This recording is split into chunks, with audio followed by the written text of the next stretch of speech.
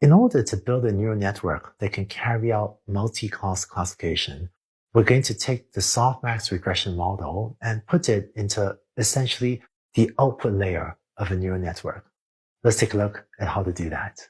Previously, when we were doing handwritten digit recognition with just 2 classes, we used a neural network with this architecture. If you now want to do handwritten digit classification with 10 classes, all the digits from 0 to 9, then we're going to change this neural network to have 10 output units, like so. And this new output layer will be a Softmax output layer.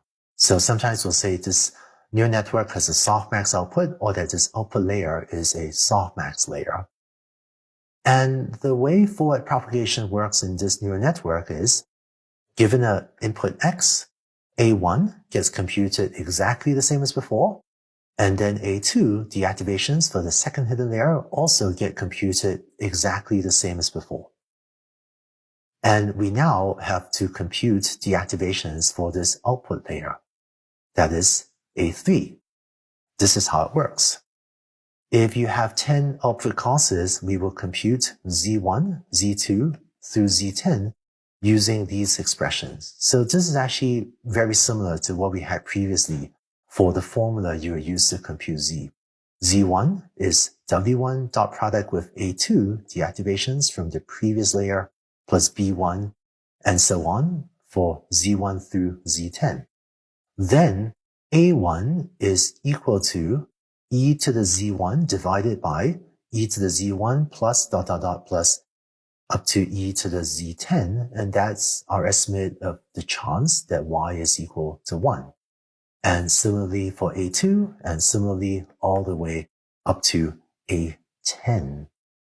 And so this gives you your estimates of the chance of y being equal to 1, 2, and so on up through the 10th possible label for y. And just for completeness, if you want to indicate that these are the quantities associated with layer 3, technically I should add these superscript 3s there. It does make the notation a little bit more cluttered, but this makes explicit that this is, for example, the Z31 value, and this is the parameters associated with the first unit of layer 3 of this neural network. And with this, your Softmax output layer now gives you estimates of the chance of y being any of these 10 possible output labels. I do want to mention that the Softmax layer, or sometimes also called the Softmax activation function, it is a little bit unusual in one respect compared to the other activation functions we've seen so far, like sigmoid, ReLU, and linear, which is that when we're looking at sigmoid or ReLU or linear activation functions, A1 was a function of Z1, and A2 was a function of Z2 and only Z2. In other words, to obtain the activation values, we could apply the activation function G, be it sigmoid or ReLU or something else, element-wise to Z1 and Z2 and so on to get A1 and A2 and A3 and A4. But with the Softmax activation function, notice that A1 is a function of Z1 and Z2 and Z3 all the way up to Z10. So each of these activation values depends on all of the values of Z. And this is a property that's a bit unique to the Softmax output or the Softmax activation function. Or stated differently, if you want to compute A1 through A10, that is a function of Z1 all the way up to Z10 simultaneously. And this is unlike the other activation functions we've seen so far.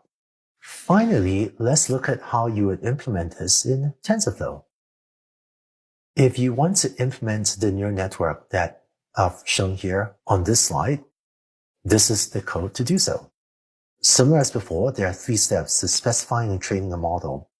The first step is to tell TensorFlow to sequentially string together 3 layers. First layer is this 25 units with ReLU activation function. Second layer, 15 units with ReLU activation function. And then the third layer because there are now 10 output units. You want to output A1 through A10, so there are now 10 output units, and we'll tell TensorFlow to use the Softmax activation function. And the cost function that you saw in the last video, TensorFlow calls that the sparse categorical cross-entropy function. So I know this name is a bit of a mouthful. Whereas for logistic regression, we had the binary cross-entropy function. Here, we're using the sparse categorical cross-entropy function. And what sparse categorical refers to is that you're still classifying Y into categories. So it's categorical. It takes on values from 1 to 10. And sparse refers to that Y can only take on one of these 10 values. So each image is either 0 or 1 or 2 or so on up to 9. You're not going to see a picture that is simultaneously the number 2 and the number 7. So sparse refers to that each digit is only one of these categories. But so that's why the loss function that you saw in the last video is called in TensorFlow the sparse categorical cross-entropy loss function. And then the code for training the model is just the same as before. And if you use this code, you can train a neural network on a multi-class classification problem. Just one important note.